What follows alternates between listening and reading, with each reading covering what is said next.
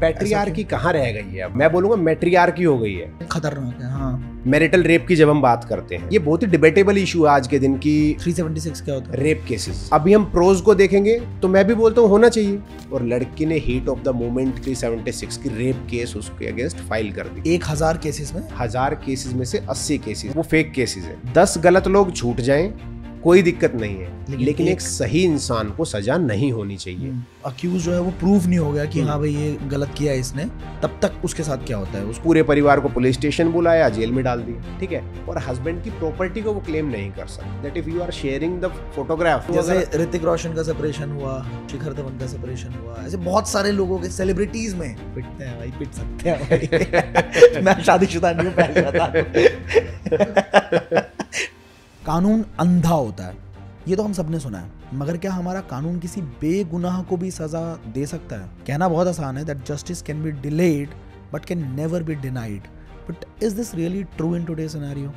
आजकल social media पर आपने मैरिटल रेप, डाउरी जैसे सीरियस टॉपिक्स पर काफ़ी डिबेट देखी होगी, मगर आज भी हमारा लॉ, हमारा कानून मैरिटल रेप को पनिशेबल नहीं मानता। क्यों? क्या इसका रीजन आज के टाइम पे जो बहुत सारे फेक केसेस हो रहे हैं वो है? डाउरी केसेस के थ्रू वाइफ्स अपने हस्बैंड से हाई एलिमनी डिमांड्स करती हैं, झूठे केसेस में फंसाती हैं, जिससे बहुत सारे इनोसेंट लाइव्स भी सफर करती हैं। ऐसे में हमारे कानून में क्या क्या चेंजेस की जरूरत है and how Indian judiciary is dealing with this, ये सब कुछ आज हम जानने वाले हैं आज के हमारे गेस्ट से, who is a renowned divorce and criminal lawyer, presenting you mister Arun Dral, only on the rich, powered by I डिजिटलप्रेन्योर।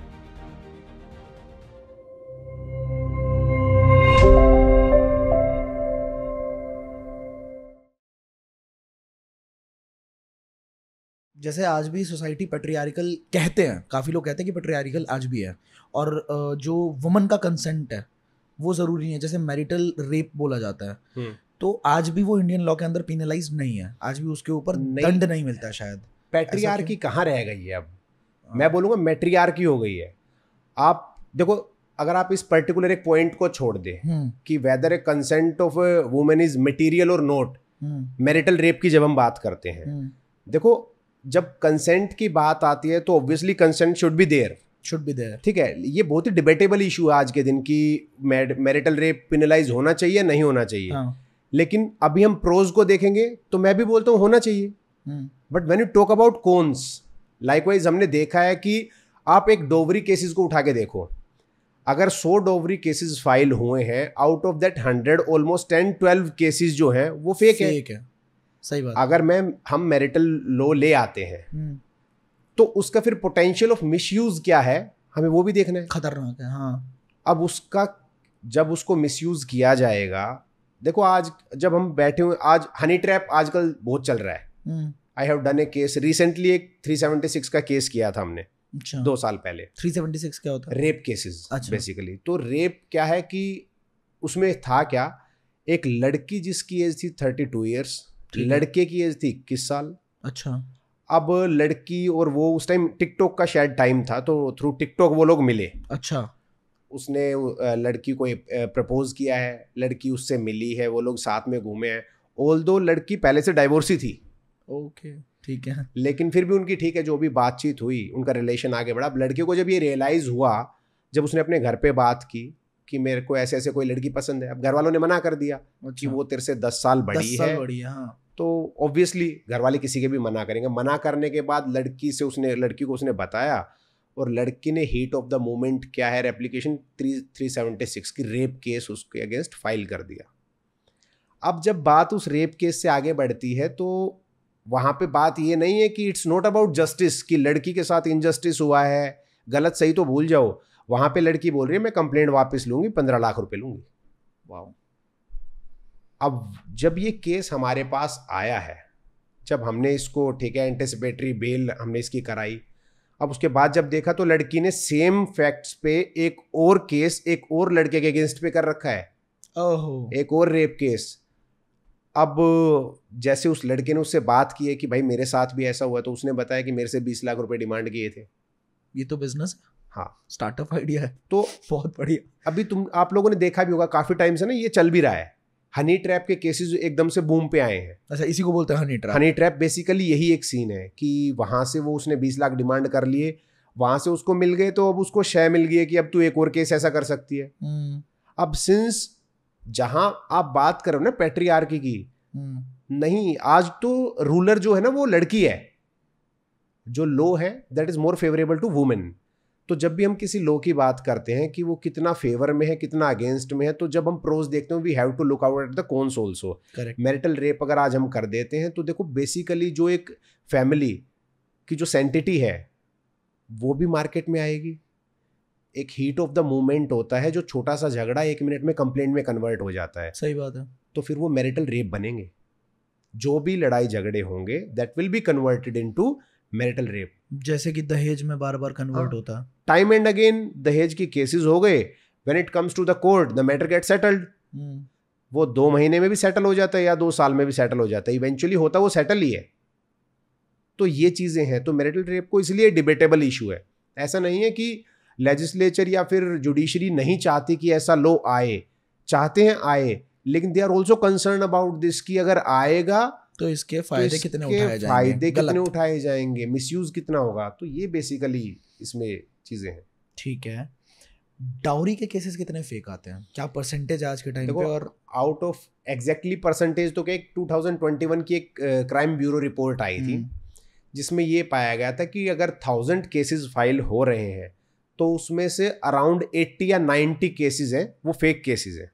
1000 cases में 1000 केसेस में से 80 केसेस, मतलब 8% 9% के आसपास। आप मान के चलो ये 8% है। हाँ।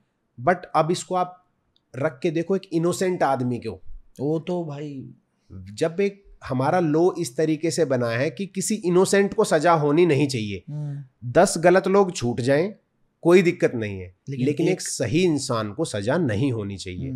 तो कहने को ये डाटा 8% बोल रहा है या 9%, लेट इट बी, लेकिन वो 8% जो इनोसेंट है they will also be put behind the bar. Correct. वो फेक केसेस तो है ही, उनकी जिंदगी तो गई। तो ये डोवरी प्रोहिबिशन एक्ट 1961 जब से आया है उसके बाद से अगर आज तक आप कैलकुलेट करोगे तो डाटा इंक्रीज होगा, डिक्रीज नहीं होगा। और जब तक बंदा अक्यूज जो है वो प्रूव नहीं हो गया कि हाँ भाई ये गलत किया है इसने, तब तक उसके साथ क्या होता है उसको देखो किसी भी केस में अनटिल उसकी गिल्ट प्रूव ना हो, हाँ, तो ही और she is to be presume to be innocent. अच्छा, ये हमारा लॉ बोलता है। तो उसको नहीं डाल सकते आप जेल के अंदर। देखो जेल तो पहले क्या होता था, डोवरी की कंप्लेंट दी, हाँ, कंप्लेंट के ऊपर पुलिस एक्ट करती थी, पूरे परिवार को पुलिस स्टेशन बुलाया, जेल में डाल दिया, पहले यही होता था।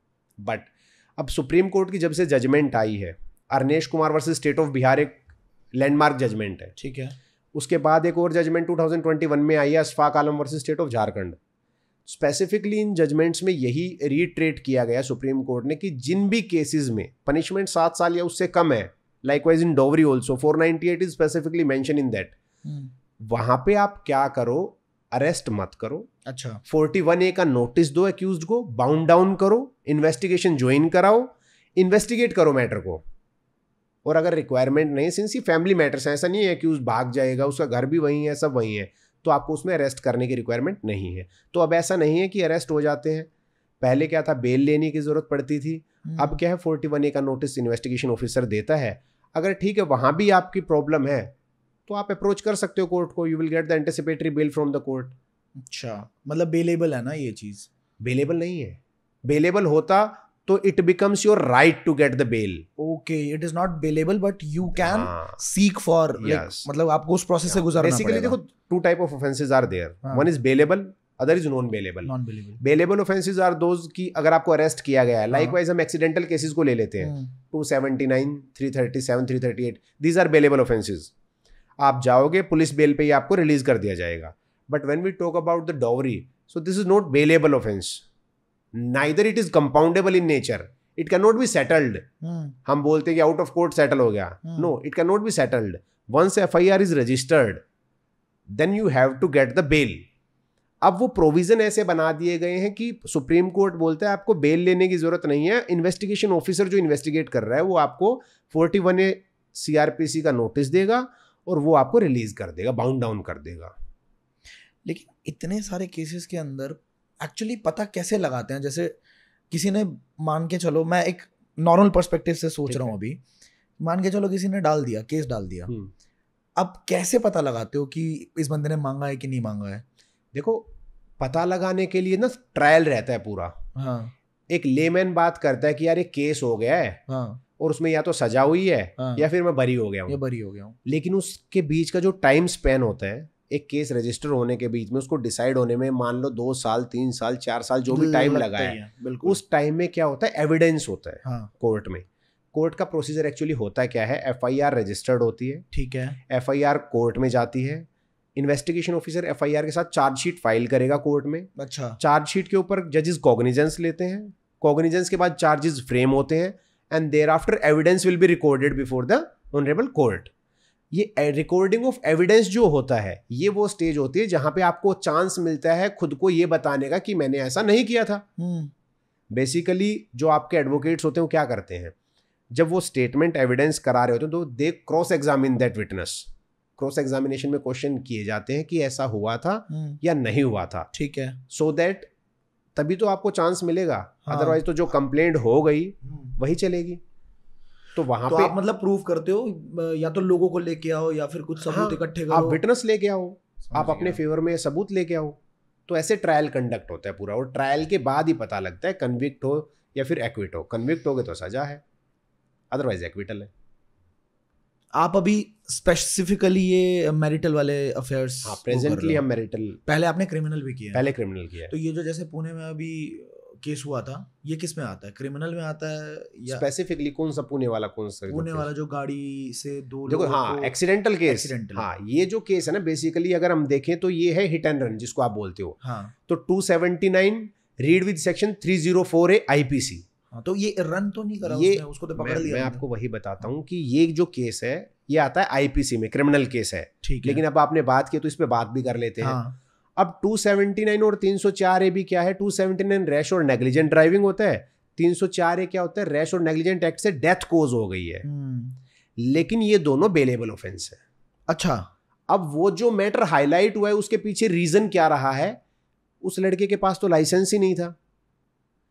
लीगली आप ऑथराइज नहीं हो व्हीकल ड्राइव करने के लिए, अच्छा, but you are driving that vehicle. हाँ obviously। तो that is the only reason कि उसके फादर फादर को फिर गिरफ्तार किया गया, गिरफ्तार कि किया दिया गया। क्यों तुमने? हाँ, ये इशू। दिल्ली में एक बहुत बड़ा केस हुआ था जो आज भी भूल नहीं सकते, निर्भया कांड। 2012 में 2012 में हम बहुत छोटे बच्चे थे। वैसे केसेस के परसेंटेज कितना इंक्रीज हुआ आज के टाइम पे? मतलब डिक्रीज हुआ है, इंक्रीज हुआ है, बढ़ा है? और ऐसे क्रिमिनल्स के साथ क्या किया जाता है? मतलब देखो, मैं आपको ना उसकी भी थोड़ी इनसाइड स्टोरी क्लियर कर देता हूँ। हाँ। कि 2012 में जब ये इंसिडेंट हुआ, ये एक ऐसा इंसिडेंट था जो फर्स्ट टाइम ही ऐसा हुआ था। आज से पहले कभी ऐसा नहीं था कि ये कोई रेकरेंट टाइप ऑफ ऑफेंस है कि होते रहते हैं। ये कोई नॉर्मल चीज़ नहीं थी। ये जब 2012 में हुई है तो लॉ को भी बहुत अमेंड किया गया है, पनिशमेंट को स्ट्रिंजेंट किया गया है। इवन जो ऑफेंडर्स थे उनमें से 20 मार्च 2020 में 4 को तो they will be hang till death. एक था वो जुवेनाइल था, तो उसको 3 साल की सजा के बाद रिलीज कर दिया गया है।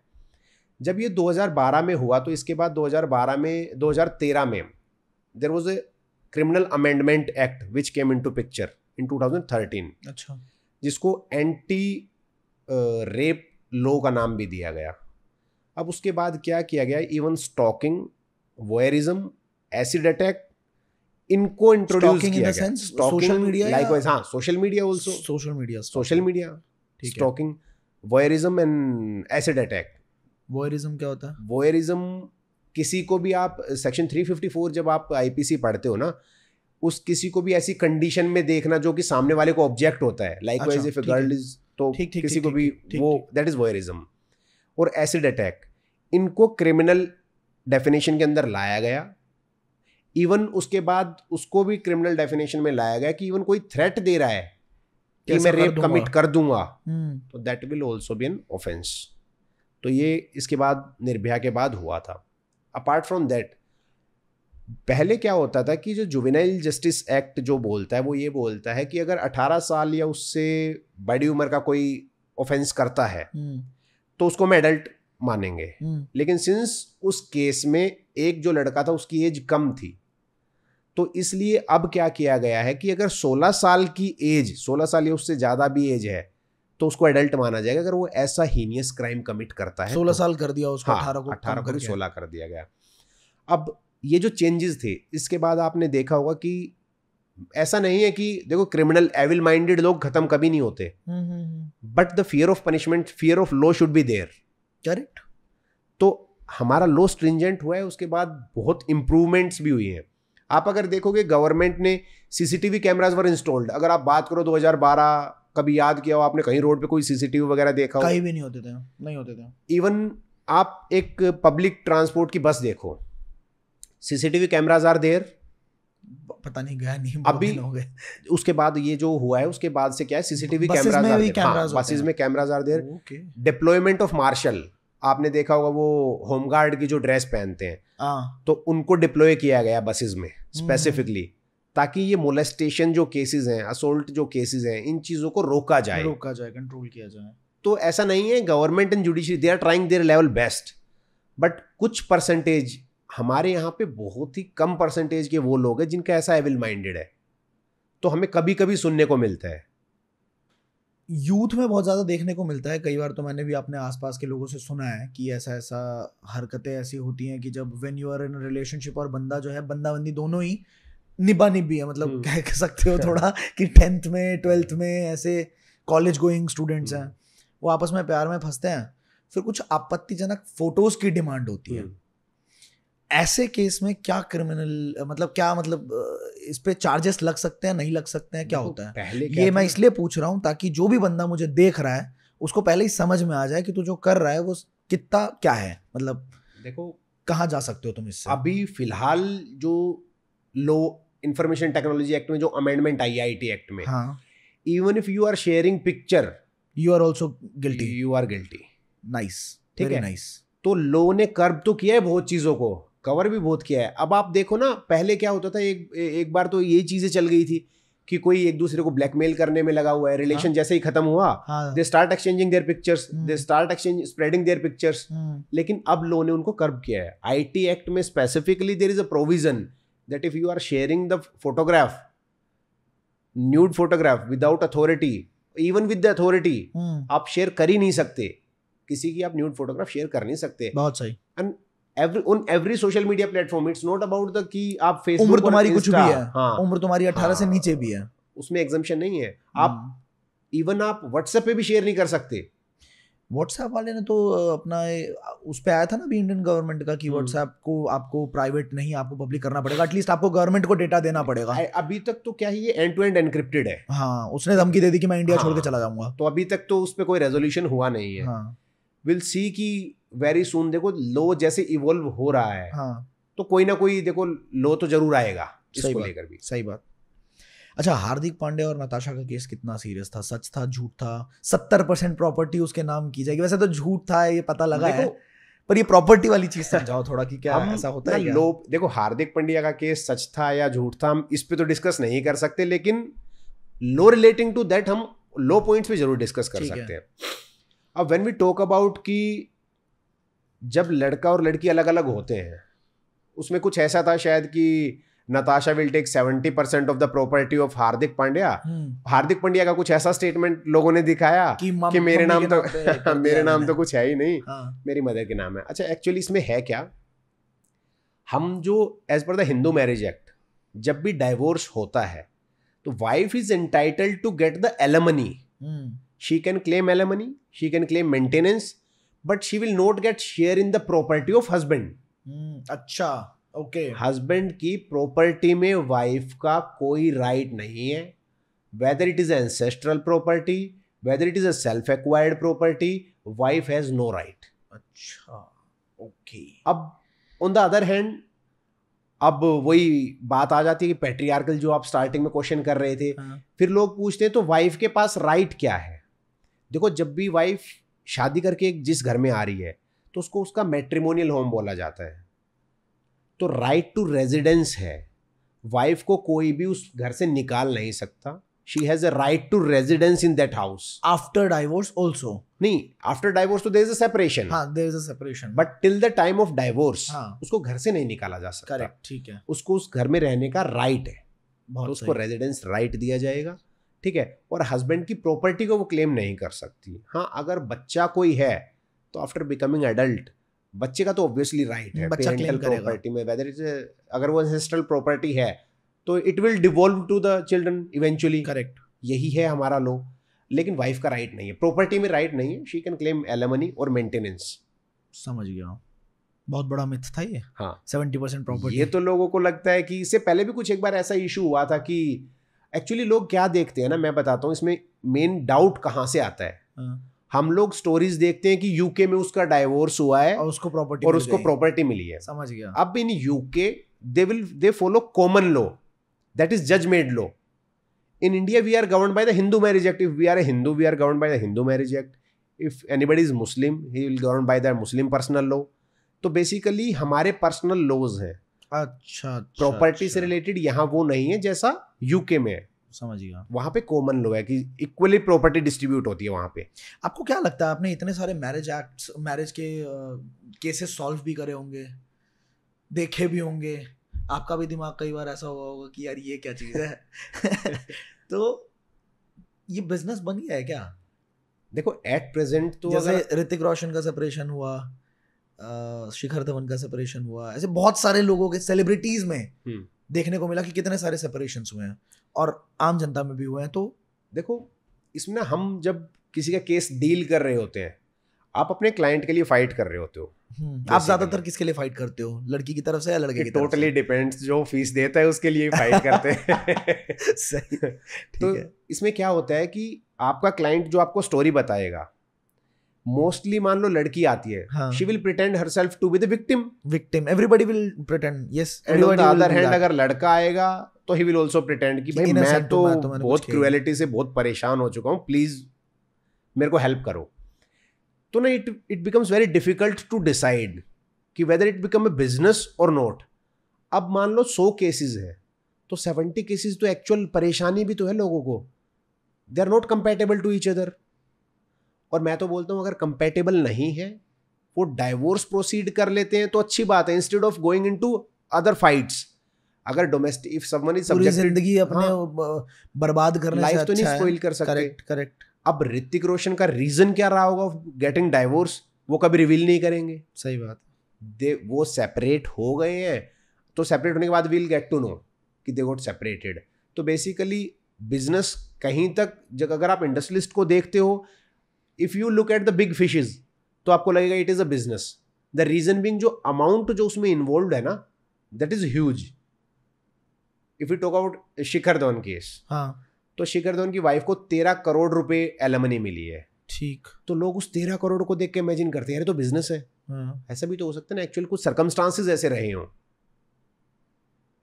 Every case has different circumstance, सबके केसेस के फैक्ट्स अलग हैं, सर्कमस्टांसेस अलग हैं। शिखर धवन वाले केस में ये भी देखा था कहीं पे, मैंने शायद कोई वीडियो देखी थी या कुछ, कि वो ऑस्ट्रेलिया रहती थी, कभी वो इंडिया आई भी नहीं। उसमें तो उनका एक्चुअली क्या था, मैरिज उनकी 8 साल की थी और वो लोग साथ कुछ ज्यादा टाइम रहे नहीं थे।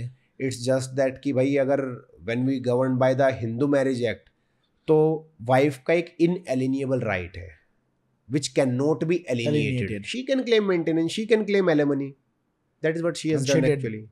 Nice. एक कपल अगर डाइवोर्स फाइल करता है और उनके पास लेट्स सपोज या तो लेडी प्रेग्नेंट है या फिर जो बच्चा है वो फिर 14-15 साल, मतलब अभी मैच्योर नहीं है, अभी 18 साल से ऊपर नहीं हुआ, तो ऐसे केस में कस्टडी बच्चे की किसको मिलती है, किसको, और क्या जिसको नहीं मिलती वो फाइट कर सकता है इसके लिए आने वाले टाइम में? बिल्कुल, देखो जो चाइल्ड इन द मदर वोम होता है ना, जो बच्चा माँ के पेट में है, उसकी एक लीगल पर्सन की तरह एंटिटी रहती है in the eyes of law. उसको ऐसे ही राइट्स मिलेंगे जैसे किसी प्रॉपर इंसान को, मेरे को या आपको राइट्स हैं। ठीक है। तो चाइल्ड इन द मदर वोम जो है उनको इक्वल राइट्स हैं। ठीक है। अब जब बात कस्टडी की करते हैं तो कस्टडी में as per the Hindu marriage act section 26 talk about the custody, एक Hindu minority and wards act talk about the custody.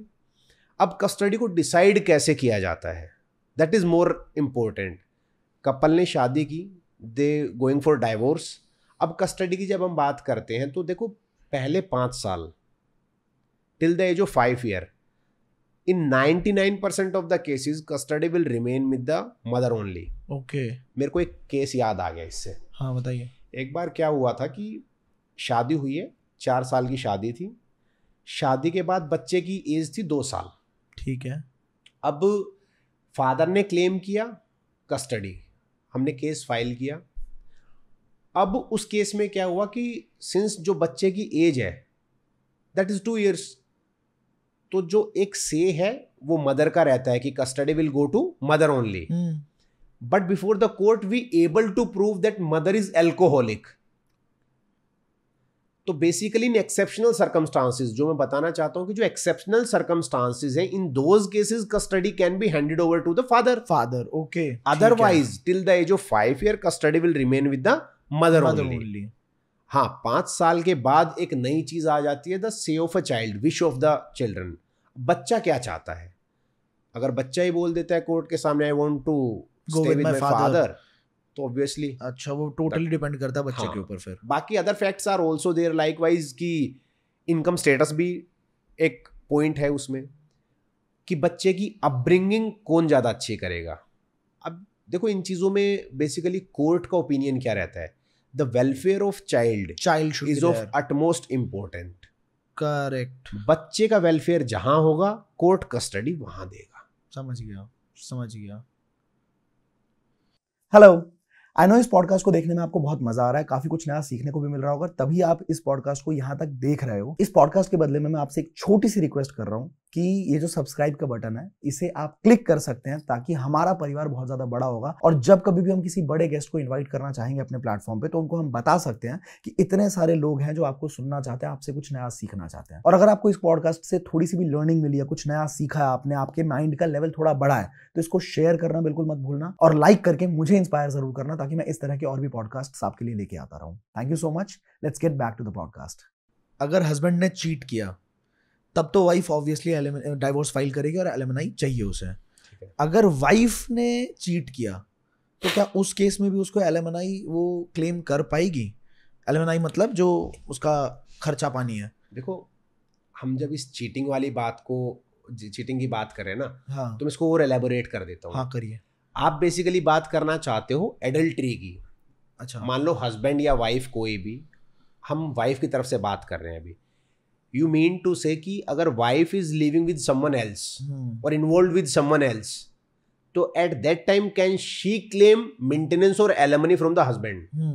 यही question, this is the question. अब इसमें है क्या कि there is a specific provision relating to that, कि if wife lives in adultery and will able to prove or will able to establish that adultery before the honorable court, wife cannot claim maintenance, she cannot claim any alimony, she cannot claim anything. अब एक 2019 में एक judgement आई थी, आपने भी सुना होगा कि एडल्ट्री को डिक्रिमिनलाइज कर दिया गया, कि अब एक जो आदमी है वो किसी अगर दूसरी औरत के साथ इन्वॉल्व है, अब वो क्रिमिनल ऑफेंस नहीं है। अच्छा, तो एक जजमेंट थी Joseph shine versus union of India, supreme court ने 2019 में जजमेंट पास की थी, लैंडमार्क जजमेंट है। इसमें सुप्रीम कोर्ट ने यही रिट्रेट किया था कि if husband is involve with some other lady, it will not a criminal offence but it is a ground for divorce. अगर आपके हस्बैंड किसी और के साथ इन्वॉल्व हो, क्रिमिनल ऑफेंस तो नहीं है, लेकिन ये ग्राउंड ऑफ डाइवोर्स। अगर आपको प्रॉब्लम है तो आप डाइवोर्स फाइल कर सकते हो, you will get the divorce on that ground, and vice versa. अगर वाइफ इन्वॉल्व है तो भी एक ग्राउंड है, but she can not claim maintenance. सही बात। डोमेस्टिक वायलेंस के क्या क्या होते हैं, मतलब सजा क्या होती है डोमेस्टिक वायलेंस में? देखो डोमेस्टिक वायलेंस स्पेसिफिकली 2005 में तो पूरा एक एक्ट बना के लाई है गवर्नमेंट, लैक ऑफ अवेयरनेस। अब क्या है, हम सब एजुकेटेड है, तो जनरेशन जब एजुकेट होगी तो they will get to know कि उनका राइट क्या है, उनको फाइट कैसे करनी है। तो अब केसेस ऑब्वियसली ज़्यादा हैं, लेकिन रिक्वायरमेंट उस टाइम रही होगी, इसीलिए उसकी इनेक्टमेंट हुई। वो लॉ बनाई इसीलिए था क्योंकि उसकी रिक्वायरमेंट रही होगी। करेक्ट। तो डोमेस्टिक वायलेंस के केसेस तो आज के दिन में अगर आप देखोगे बहुत केसेस हैं, एंड इट्स नॉट अबाउट कि single handed single sided cases है। वो अलग बात है कि लॉ प्रोटेक्शन वुमेन को ज़्यादा दे रहा है, मर्द को नहीं दे रहा। टाइम एंड अगेन मर्द भी रहा है। हाँ, time and again matriarchy comes into picture. वो पैट्रियार्की नहीं है, क्वेश्चन अभी स्टार्टिंग से ही वही चल रहा है। तो कैसा कोई केस बताओ, मैं कोई अभी 30 जारी में अपनी रिसेंटली सुना हो कि one of my fellow colleague उसमें एडवोकेट रहे थे, तो फर्स्ट टाइम ऐसा हुआ था कि हस्बैंड ने फाइल किया डोमेस्टिक वायलेंस केस अपनी वाइफ के अगेंस्ट, ठीक है, और कोर्ट ने नोटिस भी इशू कर दिया वाइफ को। अदरवाइज ये फर्स्ट ही केस था, आज तक ऐसा नहीं हुआ है। Till the date the law is not that much evolved. Law को ये लगता है कि husband can not be subjected to cruelty और टू द वायलेंस। आज भी ये मानते हैं कि ये तो हस्बैंड पिट नहीं को तो सकते। पीट ही नहीं सकते। हाँ, ये तो पिट ही नहीं सकते। हाँ, पिटते हैं भाई, पिट सकते हैं भाई। मैं शादीशुदा नहीं हूँ, पहले बता दूं। मैं शादीशुदा नहीं हूँ अभी, पर पिटते तो होंगे, ऐसा नहीं है। तो क्या मतलब, क्या इसका अंजाम क्या है अगर आपने हाथ उठाया तो? और कितनी गलत चीज है ये वैसे, पर फिर भी देखो स्पेसिफिकली जब डोमेस्टिक वायलेंस की अगर हम बात करते हैं ना, तो criminal provisions are there, section 498 A is there, तो you can be put behind the bar. तो थप्पड़ मारने से पहले सेक्शन 498 ए को जरूर देखो, सजा हो सकती है एक थप्पड़ पे भी। अगर वाइफ के खिलाफ कोई बंदा केस फाइल करता है कि भाई ये मुझे मेंटली टॉर्चर कर रही है, तो मेंटल टॉर्चर के ऊपर भी कुछ है? जैसे अभी रिसेंट में हमने बात करी अभी शिखर धवन वाली केस की, उस केस के अंदर ये चीज बोली गई कि शिखर धवन मुझे पैसा नहीं देता, जिसकी वजह से मुझे ये करना पड़ रहा है, और उसके बेटे से मिलने भी नहीं दिया जा रहा था। और ऐसे बहुत सारे केसेस होते हैं जिसमें मेंटल टॉर्चर किया जाता है। देखो जब हम मेंटल टॉर्चर की बात करते हैं ना, तो स्पेसिफिकली मेंटल टॉर्चर वर्ड का यूज नहीं किया गया है। बट जब हम बात करते हैं ग्राउंड ऑफ डाइवोर्स में, ground of divorce, cruelty as a ground of divorce, तो what we mean by cruelty is, cruelty can be physical in nature, it can be mental in nature. Cruelty it can be physical. सही बात है, अगर हाथ उठाना है that is cruelty. सही बात। If I am mentally torturing someone, that is a mental cruelty. तो mental cruelty के लिए specifically sections are not there, but if we look at the definition of cruelty, if we look into the cruelty, तो it is already covered. Mental torture is already covered in cruelty. समझ गया। अगर हमारे भारत की कोई lady है और वो फॉरेन में किसी से शादी कर लेती हैं और फिर वहाँ पे उनके साथ ऐसा कुछ वायलेंस होता है या कुछ भी गलत होता है, एक केस मेरे दिमाग में याद आया मुझे कि एक केस ऐसा हुआ है, मेरे जान पहचान में ही है, मतलब मेरे बड़े सर्कल में, ऐसा नहीं अंदर के सर्कल में। तो उनकी शादी करवाई गई कहीं पे दुबई या सऊदी अरब के अंदर, ठीक है, और उसके बाद सऊदी अरब में उनके साथ फिर गलत व्यवहार किया गया और फिर शी केम बैक, फिर वो यहाँ रहने लगी। तो क्या ऐसे केस में इंडियन लॉ से सीख किया जा सकता है? वो लोग रहने वाले यहीं के थे लेकिन वो लोग शिफ्टेड है सऊदी अरब के अंदर। देखो मैट्रिमोनियल केसेस में ना सबसे पहले हमें ये समझना पड़ेगा ज्यूरिडिक्शन कैसे बनती है। ज्यूरिडिक्शन एक पॉइंट होता है। ज्यूरिडिक्शन क्या होती है बेसिकली, कि कोई डिस्प्यूट कहीं पे हुआ है तो उसको किस कोर्ट को हम अप्रोच करेंगे। हाँ, तो 3 जगह पे, the place of marriage, place where you lastly resided together, और तीसरा जहाँ पे लड़की रह रही है। 3 जगह पे वो रेमेडी सीख कर सकती है। ठीक है। तो in the present scenario, since वो शादी यहाँ हुई उनकी, अब वो बाहर रह रहे हैं, तो उसके दोनों जगह पे राइट है। जहाँ वो रह रही है वहाँ भी फाइल कर सकती है। हम इंडिया की बात करें, वो इंडिया में भी फाइल कर सकती है। She can claim here only, यहाँ वो फाइल करे या वो वहाँ फाइल करे, उसको दोनों तरीके से दोनों जगह पे रिलीफ मिलेगा। अच्छा, तो मतलब अगर बंदा वहाँ रहता है और उसको वहाँ का जो भी कार्ड वार्ड होता है, मान लो वो मिल चुका है, सऊदी अरब का तो नहीं होता शायद, ग्रीन कार्ड होता है? नहीं, दुबई का तो नहीं सुना था मैंने कि नहीं होता है। सऊदी अरब का भी मैंने तो नहीं सुना। पर किसी और देश में मान के चलते हैं कि बंदे के पास कार्ड है, तो वहाँ के लॉ से हमारा इंडियन लॉ लेके आ सकता है उसको कि नहीं भाई तुझे प्रेजेंट होना पड़ेगा कोर्ट जो में? आप बात करो ना कोर्ट में प्रेजेंट होने की, हाँ। फिर तो ऐसे नीरव मोदी आ गया होता। वही ना, नीरव मोदी आ गया होता। एक्स्ट्राडिक्शन बोलते हैं इसको। एक्स्ट्राडिक्शन लॉ क्या बोलता है basically, a treaty should be there. जो कंट्रीज हैं, कंट्रीज के बीच में ट्रीटी होना बहुत जरूरी है। लाइकवाइज एक क्रिमिनल ने यहाँ पे क्राइम कमिट किया एंड वो भाग गया यहाँ से। अब जिस देश में वो गया है, क्या उस कंट्री के साथ इंडिया की ऐसी ट्रीटी है कि we can take our criminals back?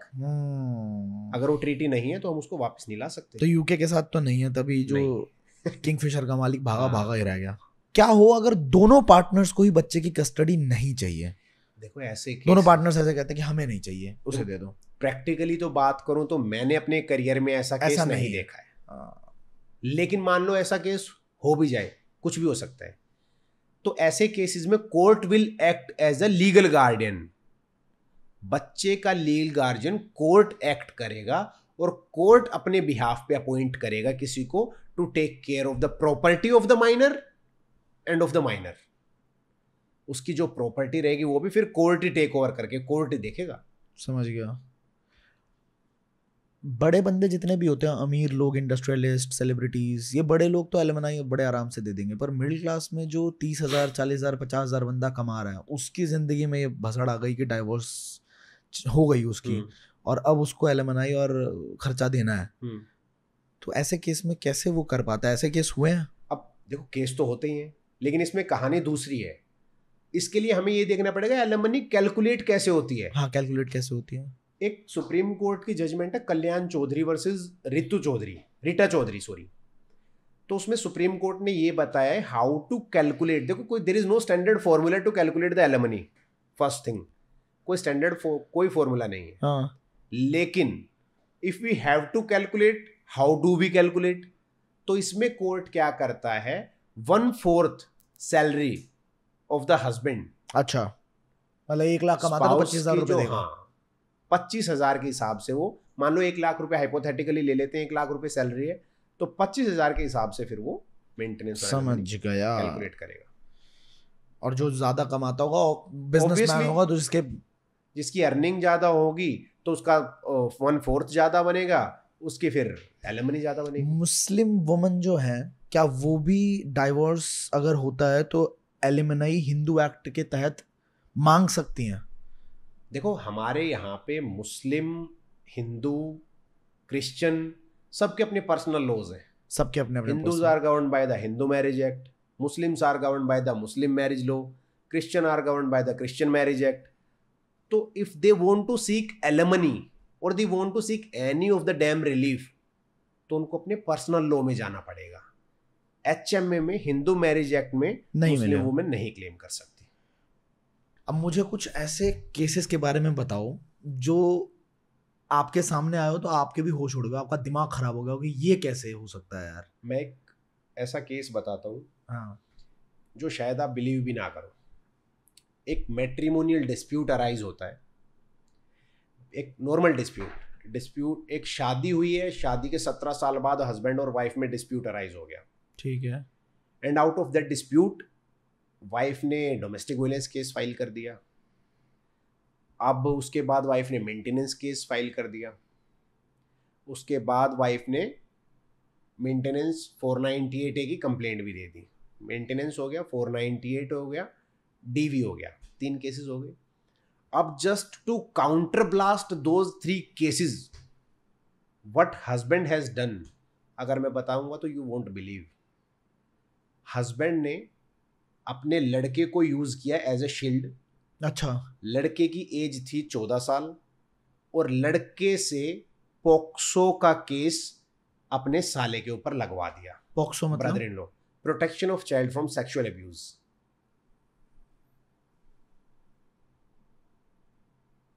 तो प्रेजेंटली अगर आप ये बोलो कि worst case you have ever seen, तो ये उस लिस्ट में मेरे लिए टॉप पे है, जहां पे रिलेशंस को आपने छोड़ दिया है, मतलब just to take the revenge, ego.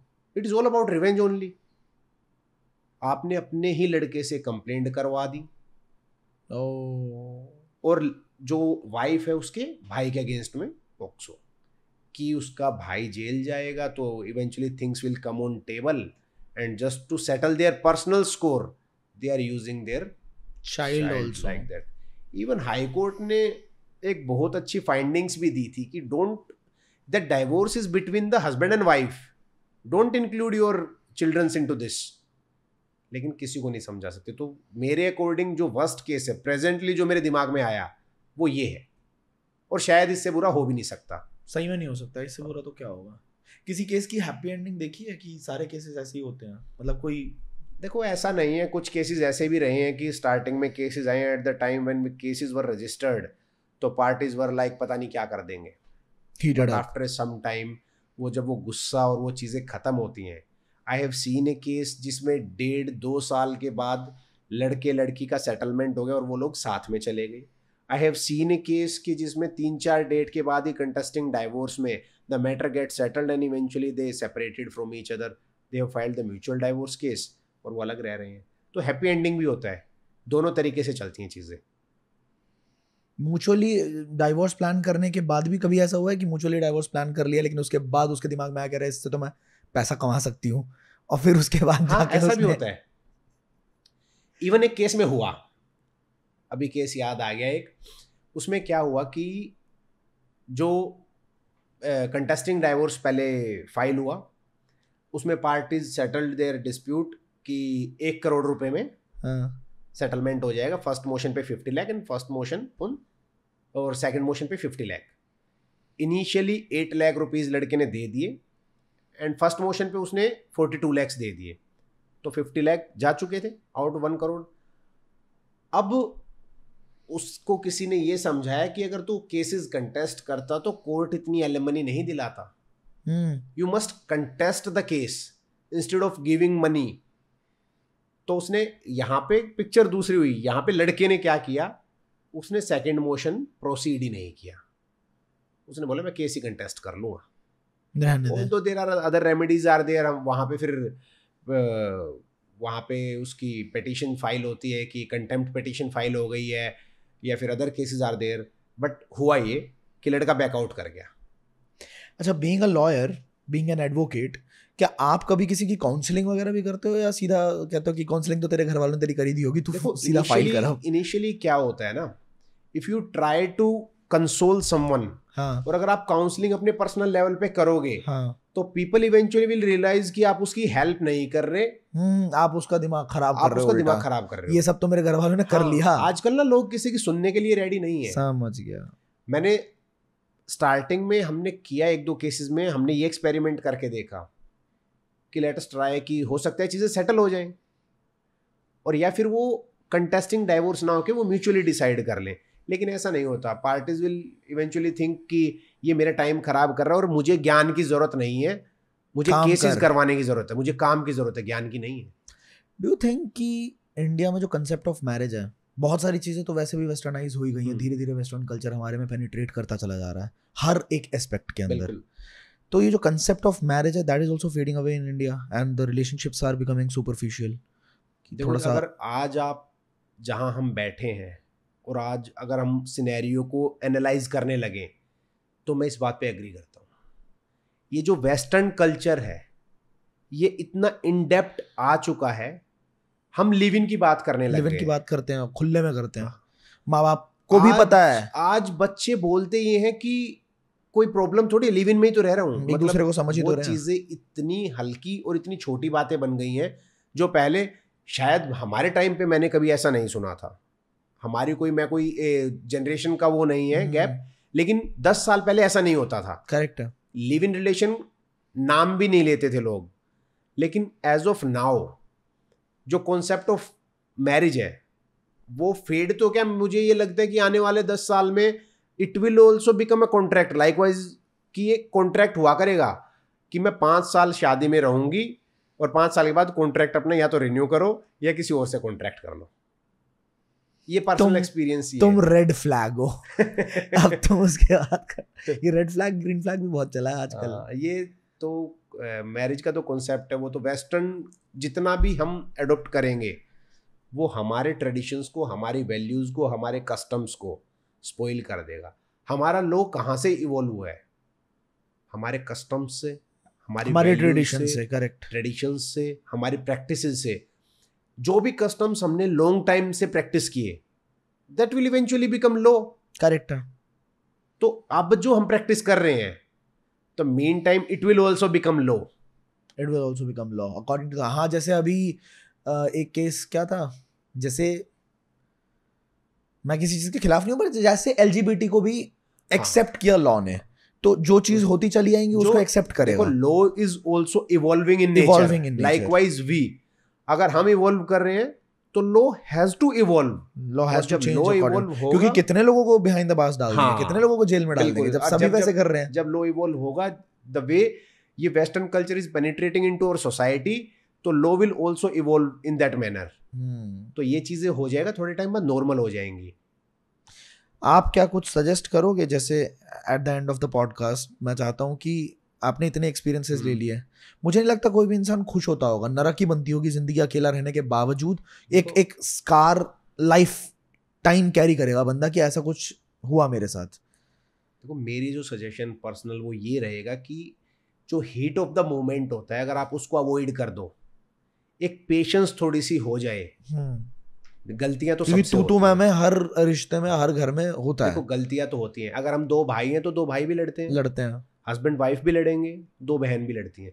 थोड़ा सा अगर पेशेंस लोगों में आ जाए, अवेयरनेस है, हमारी एजुकेशन का स्तर ऊंचा हुआ है, लेकिन हम उसको अपने against, it is a boom for us, हम इसको सिन एज ए बेन नहीं बना सकते, हम उसको अभिशाप बनाते जा रहे हैं एजुकेशन को कि मुझे नॉलेज है, मैं तुझे कोर्ट में देखूंगी या मैं तुझे कोर्ट में देखूंगा।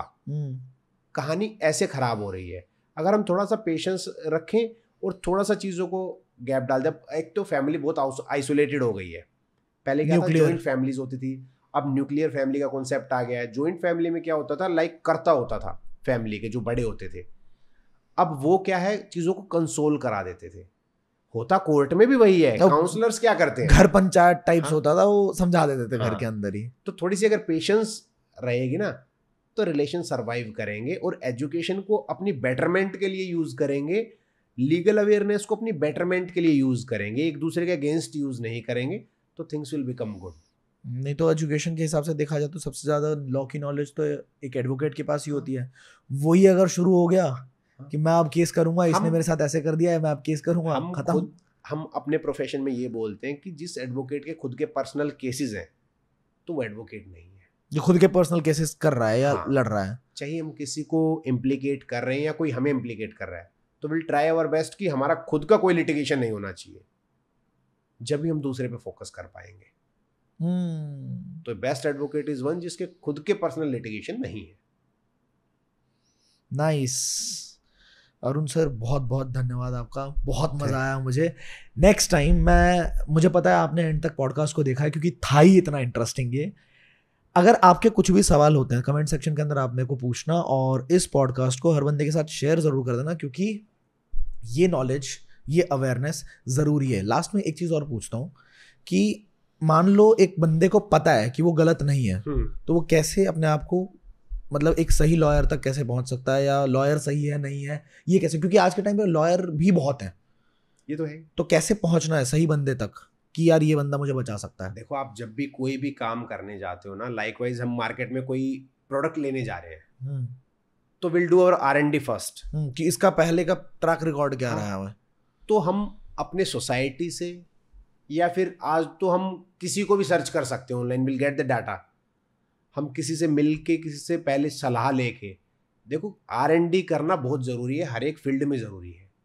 और आपके एक प्रॉपर आपका लॉयर एडवोकेट अगर अच्छा है तो आपके चांसेस हैं कि आपका केस आगे चले ही ना, आपको प्रॉपर गाइडेंस मिलके आपकी चीज़ें वहीं सेटल हो सकती हैं। तो कोशिश ये करनी चाहिए।